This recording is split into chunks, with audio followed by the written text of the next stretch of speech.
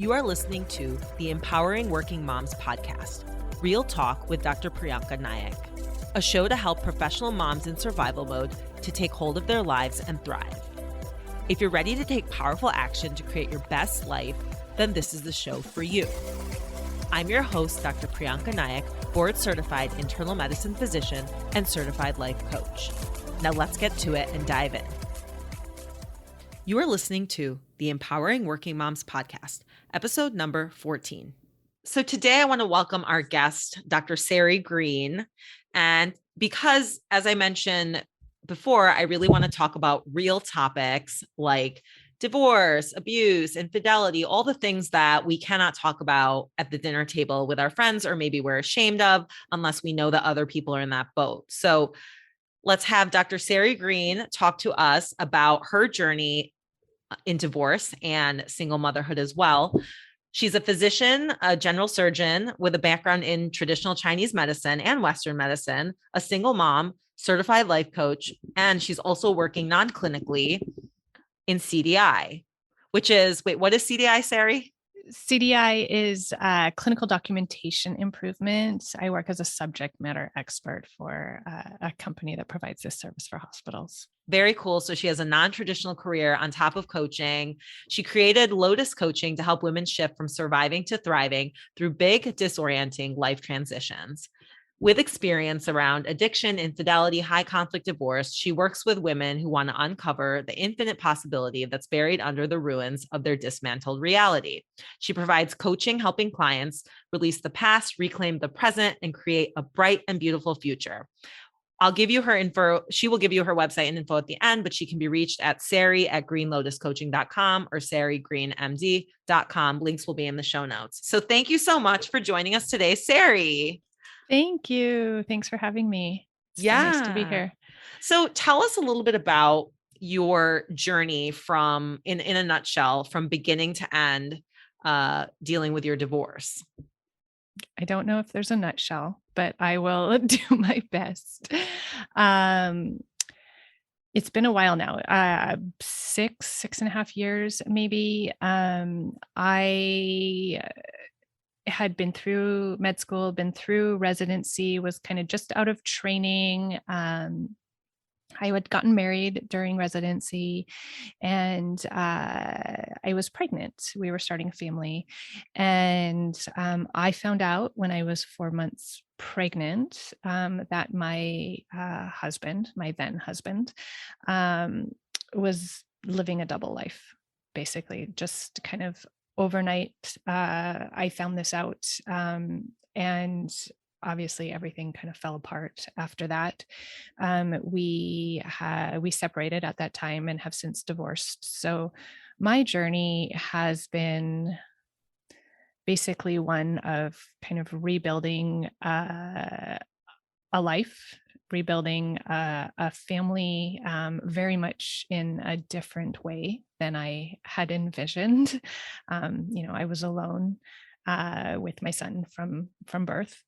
And kind of all of the pieces that come with that in terms of what that means for career, what that means in terms of support system and where I live and what I do. And really, it was kind of just a complete dismantling of my life that took a long time to rebuild, but and I don't want to sugarcoat any of it because it was really, really hard for a lot of years. But a huge dismantling like that allows for you to kind of rebuild however you want. It opens up a world of possibility that's hard to see when you're kind of on this trajectory, which especially from medicine is really deeply ingrained, right? Like you get in this machine and it just kind of continues to pump you through.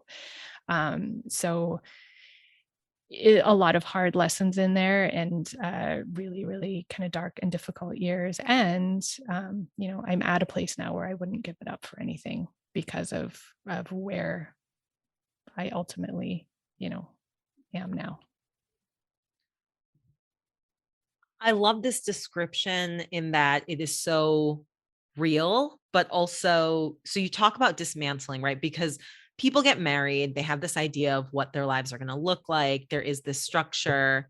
And often, especially with social media and posting these picture perfect posts, and people have these curated photos, believing that everybody has this perfect life. And when you think about separating or filing for divorce, it is the shattering of this, what I call facade, because the facade is what people know, as opposed to what's going on the inside in the home day to day. People have no idea. And so the shattering of that, and then grieving the loss of the life that you thought you were going to have, is hard, right? Any grief, and it's like a death. But then, as you said, the opportunity to rebuild, which I love so much, because people so often, I've heard people say, "Oh, I filed for divorce," and automatic responses, "I'm sorry." But is it really "I'm sorry" or congratulations on the start of your new life where you're going to be free and able to restart out of whatever dysfunction perhaps that existed that other people have no idea about? Yeah, all of those very good points. I think my situation was a little bit different than a lot. And I had people that kind of said, oh, it must be a relief, after this. And for me, it wasn't, because I lived fully in that facade. The reality that I lived in was that great place. I didn't suspect anything. I didn't, it was what I believe to be a really healthy and happy marriage, right? So this was very much underground. And so it was, from my situation, just a really abrupt and unexpected, just like literally in an instant, everything fell apart. Um, it, but I think the stuff that follows is similar. It might have just taken me a little bit longer to get there, because I had to process that kind of, in the therapy that is kind of centered around this type of experience for partners. They call it the reality ego fragmentation. So kind of this, like, everything that you thought was really wasn't. And that's a very, very disorienting place to be.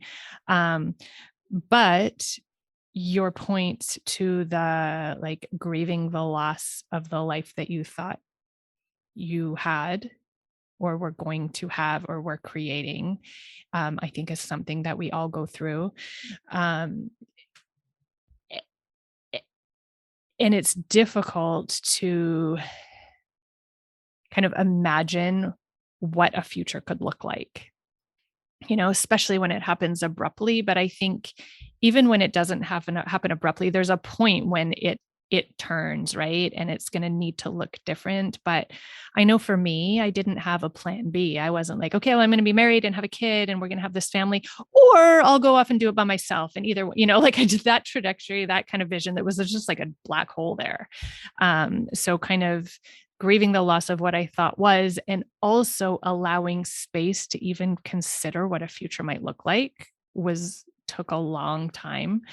Um, and as I said earlier, I don't want to sugarcoat it, because for people listening who are really in the acute trauma phase of this, I don't want to gloss over that experience at all. It's really hard and really dark, and you can't just think your way out of it. But I do want people to know that they will get through it. And as they go along, kind of the light starts to open up, and these opportunities that could only have come from being in this situation start to present themselves, if that makes sense. It makes complete sense.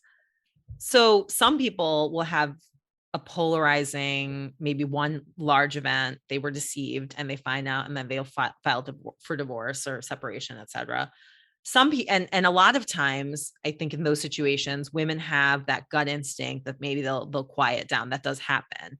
Point being that oftentimes we are so afraid of what would be like not being in the marriage. What would that look like? What's he going to do? Like, he won't be a part of my life anymore, or whatever it is. And I think a lot of times, in spinning in confusion about missing or losing that partner, people will just sit in the same space of kind of wondering or not trusting, or even maybe a different situation from yours, but where they're in a dysfunctional relationship, they know it's wrong, they know what they would tell a friend to do, and yet they can't do it because they're so afraid of the unknown, even though, right, we know every day is unknown, but we create an illusion that we know it's coming tomorrow.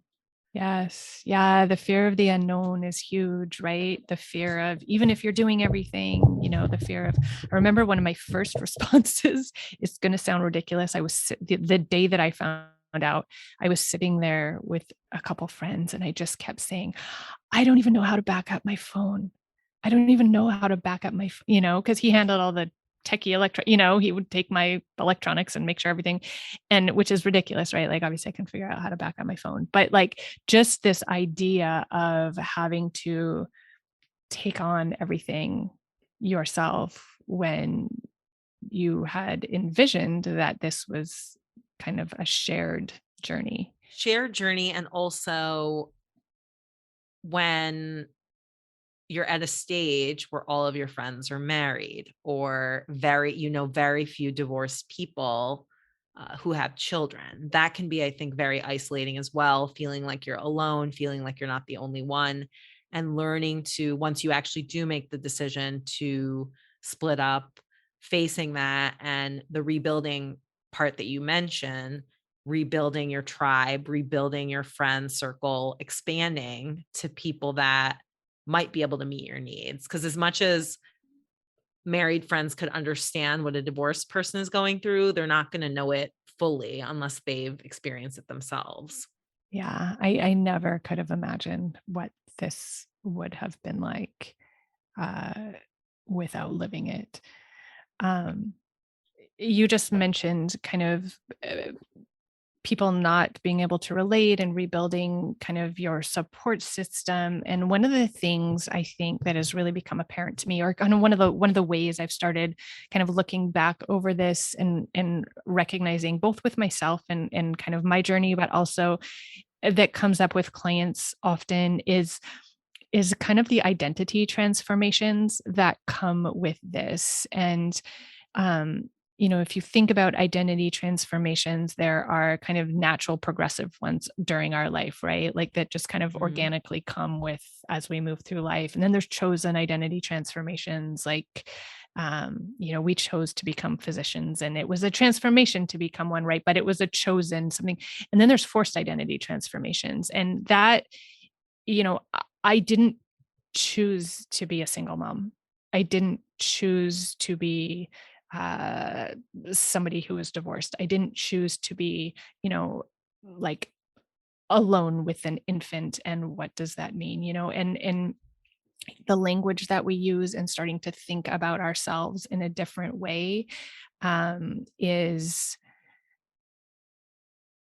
an interesting and sometimes kind of challenging step as we move through it. I know I initially I remember a friend of mine, and I've told this story before. I don't know if it was to you or not, but a friend of mine, she said, "Why don't you just send out a Christmas card with just you and your son?" And I was like, "I can't do that. That's not my family, right?" And now I do, and now it's a non-issue, and it's the two of us, and this is who I am, and this is who we are, and this is our family, and I'm a single mom, right? Now I own that identity, but it was such an uncomfortable and unwanted identity for so long, and kind of figuring out how to navigate it, and the barriers that puts up in terms of really leaning in and reaching out for help and kind of building a support system. It's a lot. It's a lot. I'm really glad you brought up the concept of identity shift, because most people don't identify themselves as divorcees or single moms, right? It's like, I'm a person who stays married. I give my marriage my all. And in many cultures, cross-cultural, Christianity, Catholicism, Indian culture, divorce is just not, it's not supported. It's not done. My parents' generation, there are no divorces. So the concept of divorce seems, even though we're in the year 2022, it feels so foreign, so taboo. And so just the idea for somebody who identifies as a non-divorcee or a married person to shift that it can be so painful. And you did say, I didn't choose this. Well, you didn't want it, but you did at some point, you did choose to do it because that was the right thing for you. And then shifting yourself to a place where you were empowered that that's what you did, but that was not the vision, right? That you had for yourself. That's not a vision that people have. Yeah, that's a good distinction. Of course, I chose it, but I didn't feel like I had a choice. It's not what I wanted, right? Right.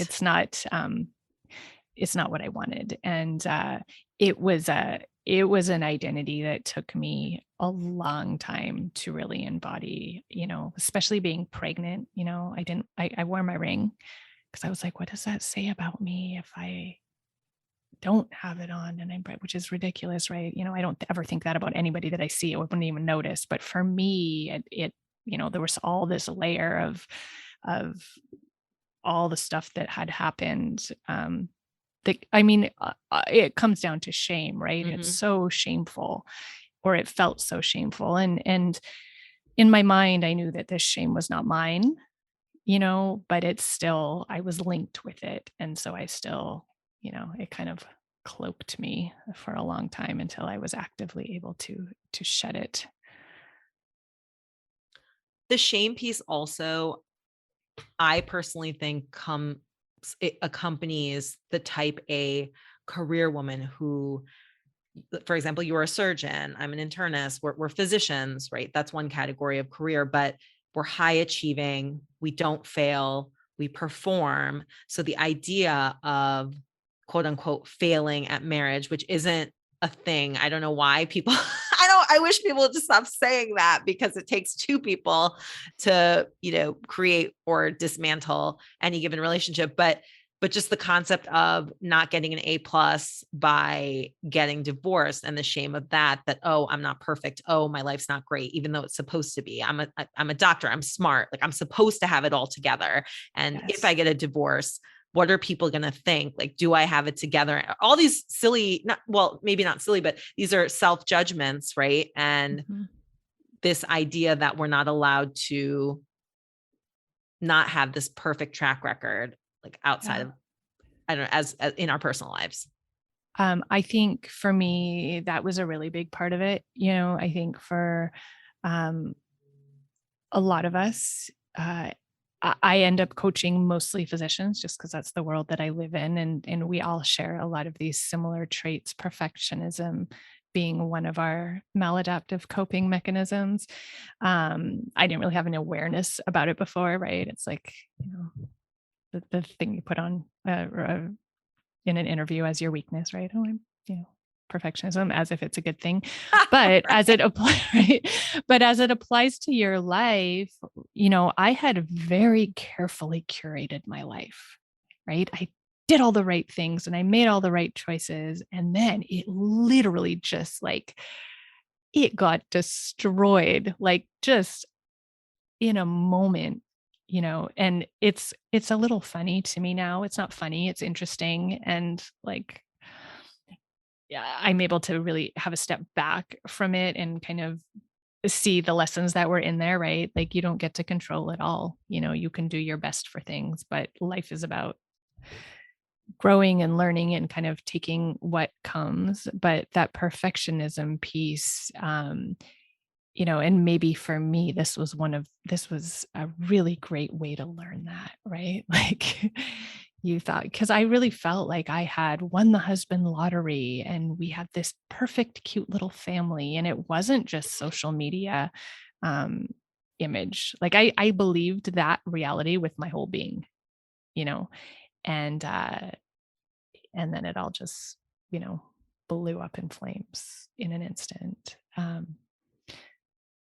Another thing that came to mind while we were talking about identity is something that I notice, I recognize now in retrospect was a shift for me. And I notice it with clients at various stages along their journey, is how they refer to themselves and how they refer to their partner or ex-partner. And it kind of goes through a progression of, often still calling them my husband, right? My husband.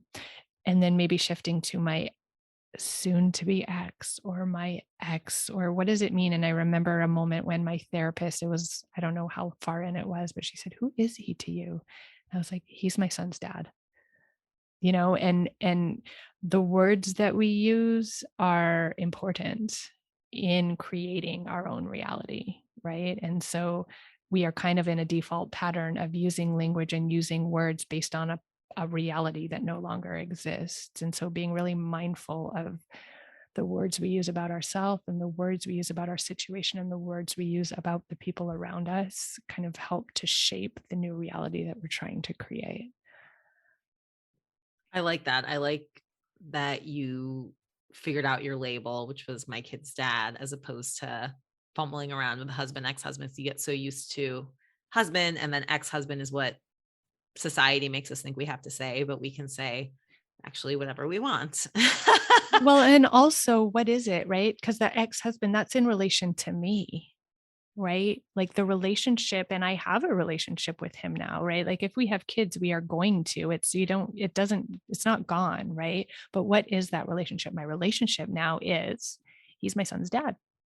Right. And being clear on that helps make all the other parts clear. How does the communication happen? Where are the boundaries? What does this look like? What are the priorities? All of that is encapsulated within he's my kid's dad, right? There's like a lot that comes with that, and it kind of helps make it clear. Whereas, you know, throwing the word husband in there, like that's about us now. And it's not about us anymore at all. Yes, that there is no us in that way. But Which that's such a shift, right? It's a shift that you have to kind of consciously go through as you're letting your life go, letting your old life go, and creating your new life. You're kind of in this limbo place for a while. And how can you get through that limbo place in an increasingly intentional way? I love, yes, the limbo, like when you file versus when maybe it's finalized, or even just as you're changing who you are, because it is that identity shift into single parent. I actually wanted to touch upon something you said a little bit in the beginning about, you said, I don't want to sugarcoat this for people. And I think it's really important for people to know that the process of divorce is very painful. So just know that it is a pain. You will experience all the grief, the loss, like we talked about. It's like a death. And, but also realizing that it will pass. Like Yes. right? The divorce pain likely won't last your lifetime. Yes. Can you tell us about that in terms of grieving and giving people a bit of a timeline? Because I personally, I love a timeline. I love knowing what to expect. I So don't, if you could just give us like a little bit of maybe what you felt like your process was in that. yeah, I don't know if I can give a timeline. I think it probably varies. Mine felt long, but as I look back, there were kind of milestones along the way that I didn't necessarily recognize as they were happening, right? But I recognized them looking back where these shifts were, right? And it kind of gets to a place, it got to a point where I was actually like looking back and realizing I'm kind of on the other side of this now. It doesn't go away completely ever. There's like threads of it, right? There's not, there's no there, but it's trusting that you are moving through it and trusting that it is impermanent. And like you said, allowing yourself to feel the feelings that come with it, right? I think we have this idea that life is supposed to be happy all the time and we are supposed to, and so that's not what this feels like, right? But it doesn't mean something's gone wrong. This is a dark, hard, there's hard chapters in life. And this is really one of them, probably one of the hardest, maybe the hardest for some people, right? Definitely the hardest thing I've ever been through. But there's an additional layer of suffering, I think, that comes with it when we are constantly thinking it shouldn't be like this. I shouldn't be. I get that sometimes. Often when I start with a new client, I will get, one of the things that they say or they write on their intake form is, I try to be happy, but I just don't feel like I can be happy. I'm trying to be, and maybe just accepting, like just being where we are the concept of, what we resist persists, this kind of idea of we have to push it away and um, try not to feel it, right? I think if we I think there's also a fear that if we fully feel it, we're just going to get swallowed up like forever. But that doesn't happen. I think what I will often suggest to people to do is to really find like a time that you just sit with it and you feel it and you identify how it feels in your body. Okay, what am I feeling now? Okay, that's fear. Where is the fear? Okay, I feel the fear in my chest. It feels like, and to just identify kind of the physiological pieces that come with it and kind of gain awareness around it. And what happens with that, it seems, is that it then just starts to dissipate. I remember I met a woman when my son was 2, and she was a single mom also, and our kids were in preschool together, and she had 2 of them. She had twins. She had twin 2-year-olds, and I had 1 2-year-old, and I was pretty sure I was gonna die all the time. Um, and everything was hard, and everything was just like, everything was just hard. And I remember she was frazzled, right? Like as anybody with little kids are, but she didn't have that extra weight. And I noticed it, and I started thinking about it, and she had chosen to become a single mom. She did it on her own. And I think the piece that was different there is I still very much had this constant running narrative in my head every time something was hard, that it wasn't supposed to be like this. It wasn't supposed to be like this. And that added such a weight, an extra layer of suffering to what was already hard, right? And she didn't have that piece. And it was really interesting, because I eventually came to a place where I could fully believe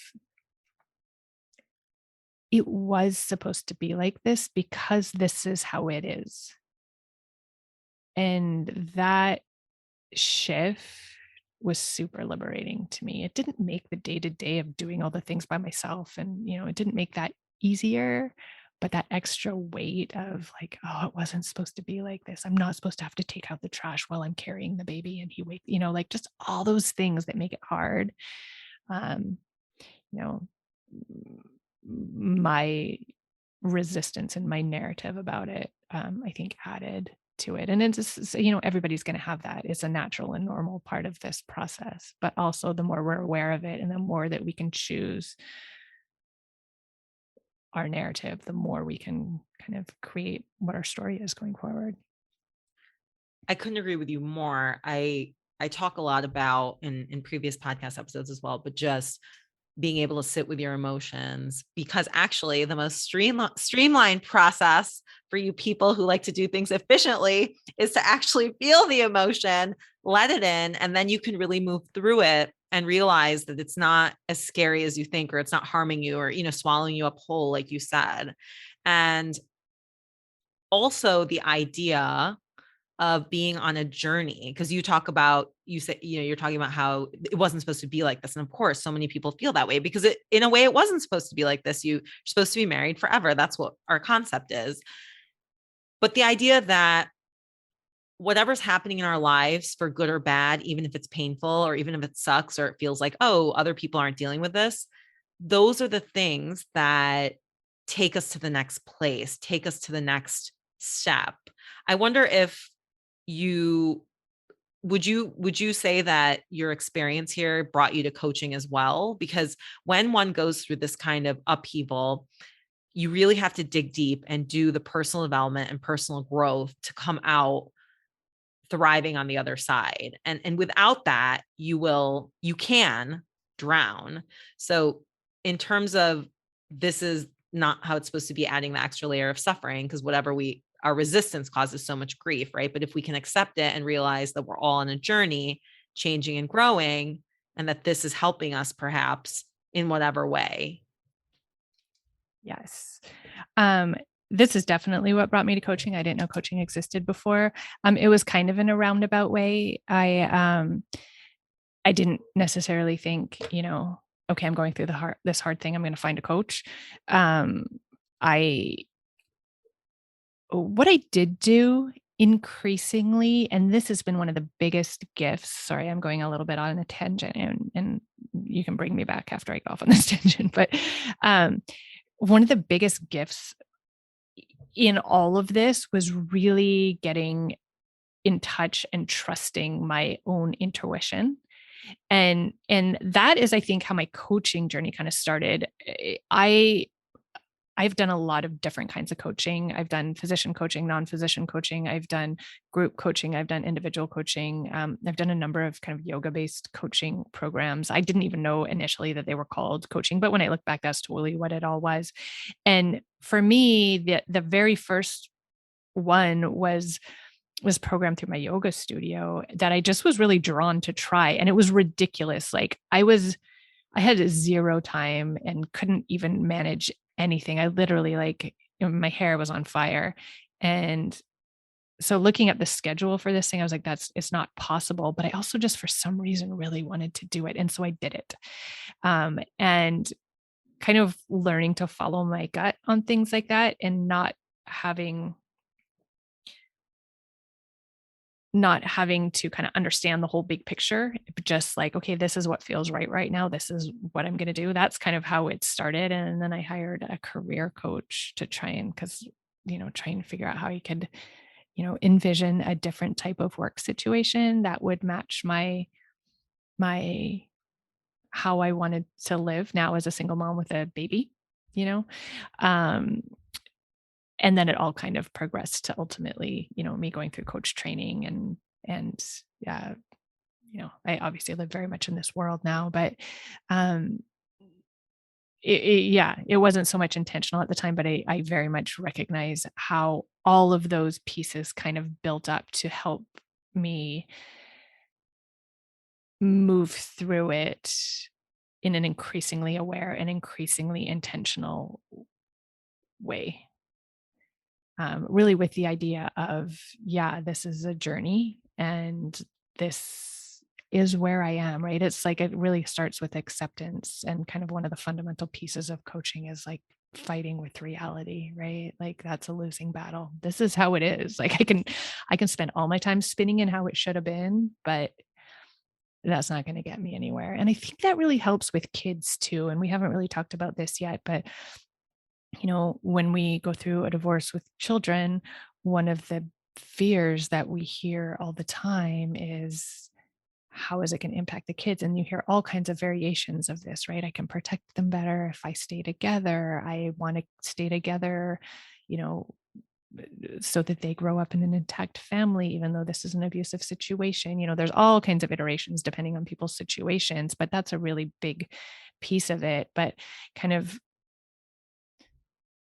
looking at life as a journey and our kids' journeys too, right? Like this is part of their journey and they'll be okay. They will be, just Yeah. like we were okay from whatever happened in our childhoods, Yeah. right? Right? Yeah.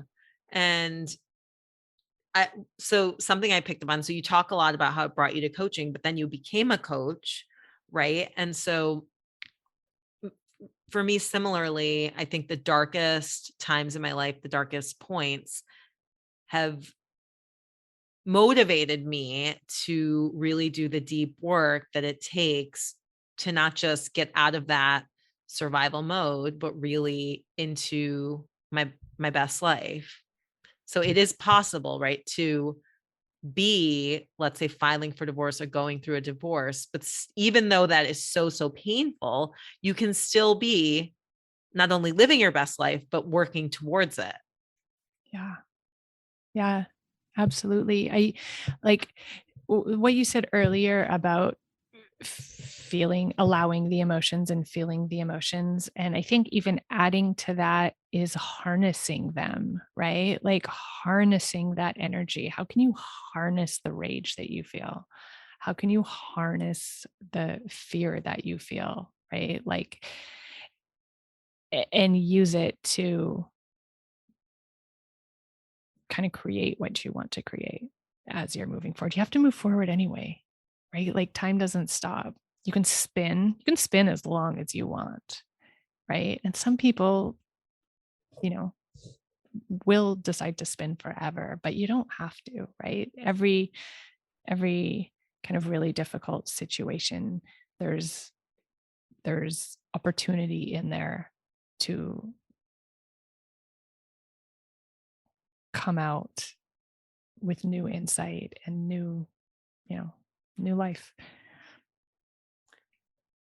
And even in a situation where perhaps you're in a high conflict divorce, or you feel, or things are in the court systems, right? You feel like you're not in control because it's now out of your hands, it's out there. And yet it's so empowering that there are things you can control. You can control what you say or what you're presenting, or whatever conversations you might have with your attorney, for example. Those are all things that are within your power. And we are so powerful that it's easy for us to discount things and take ourselves to a horrible place. Right. And so, kind of similarly to what you're saying, harnessing all of the powerful feelings, you can harness your own power and take control of whatever you can control, even though you feel like the situation might be out of control. It does feel out of control. I think a lot of this, and I think that's part of the scary thing, is a lot of it feels out of control. But I think, one of the things that coaching teaches us, right, is to distinguish between, fact and what we're making it mean. And there are going to be a lot of parts of this process that are not in our control, right? We can't control how the other person responds. We can't control, what happens in the court system. We can put our best effort forward to create clarity and to, we can show up in our own best way, right? And that's the piece of control that we have. But ultimately, the pieces that have to do with other people are not in our control. And so, kind of distinguishing what that is and not fighting against the pieces that we can't control, and not accepting that we are just a victim to it, but that we do have agency over how we respond to those things. We have agency over how we show up. We have agency over what we make it mean. We have agency over what we put into it and what we choose and how we live our life on a day-to-day basis. That I think that's a good point that you're making, right? Like, so there's such an out of control feeling going through this. And there's so many places where we can reclaim our agency and reclaim our empowerment and kind of take some of the suffering out of it.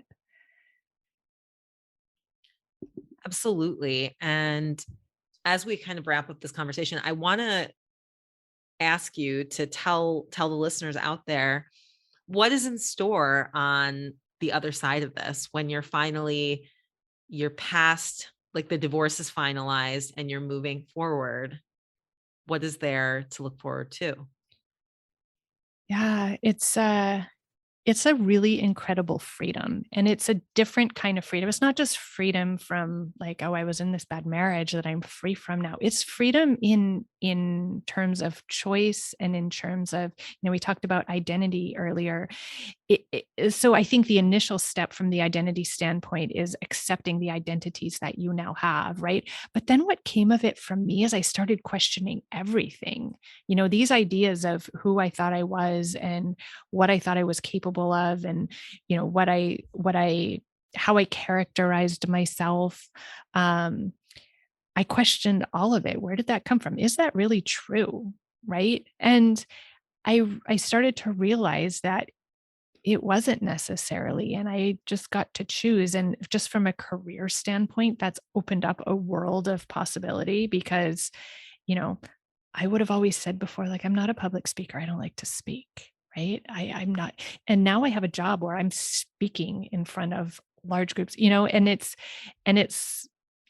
was a growth edge, right? And now it's just totally comfortable. And it's I think one of the biggest gifts that comes out of it is just the freedom to create whatever you want and to be whoever you want. And that's harder to do from a place of comfort, right? Like it's hard to break out of this comfort zone to like explore these new places. But when everything's torn down and you're rebuilding it anyways, like the possibilities are infinite in all aspects of your life. I love that. Freedom, peace, hope, all kinds of goodness, even if Ease. That's the yes. biggest one. It's going through the process is a lot of work. It's often like an extra job on top of your job, which is already a number of jobs if you're a single parent, right? Like it's just so much. And I started to really focus on ease. Like, how can I want to just like ease. And the more I just kind of focused on trying to move in that direction, the more it started to happen. You make decisions that kind of create that, and that like kind of constant stress or activation state that you're in, just like you kind of breathe it out, and then like you realize you can just live there. There's a lot of freedom and peace and ease, like you said, in on the other side, and even being alone for a while and learning to get to know yourself and count on yourself, which I think many of us forget to do in relationships/marriage. So I love this wonderful place that we can all be in, right? And people, after even if they're, let's say, even if you're out there listening and you're in a dysfunctional marriage or you've tried everything, there is hope if you keep doing the self-work, the self-love, self-development, and also, of course, as we both believe in, coaching to get you to where you need to be. Yeah, I would say kind of just taking one step at a time. It sounds so cliche, right? But it really is. Like when you think, it's so overwhelming if you think, okay, here I am, and what am I trying to create? I have no idea, right? But like right now, today, what is the next step in what I'm doing? And just taking those little steps, and that starts to attune you more with your instinct and more with your kind of intuition and in your gut feeling. And as you take that step, like the path kind of lights up in front of you and the next one becomes clear, and just trusting the process and trusting that you're moving in the right direction and keeping kind of just taking that one step forward, you will end up in a different place. Yep. And that nothing has gone wrong, right? And nothing has gone wrong. Even if it feels like everything has gone wrong. I say these things and then I remember my old brain, and I remember when this first happened, and I probably would have throat punched you for saying that. So I completely understand that will be the reaction of people who are in the trenches of it, but also know that you can get to a place where you can look back and say, as awful and horrible as that was, this is part of my journey. And all of this came out of it. And, it's an ever evolving process. And this too shall pass. I love that, because this too shall pass. When shit is getting rough and you feel hopeless or you're crying or whatever, and it hurts, that moment is going to pass, just like it always has, just like it always will. Yeah. This is impermanent. Well, thank you so much for being on this podcast. I know everyone's going to so enjoy it. Please tell us where we can find you. Sure. I can be emailed at Sari, it's SARI, at greenlotuscoaching.com, or at sarigreenmd.com. And that will be in the show notes as well. Thanks, Sari. Thank you. Thank you for listening to this episode of the Empowering Working Moms podcast, Real Talk with Dr. Prianca Nayak. If you are ready to get unstuck and out of survival mode to live your best life, I want to invite you to book a free 30-minute consultation call with me. To get started, visit priancanayakmdcoaching.as.me. Link in the show notes.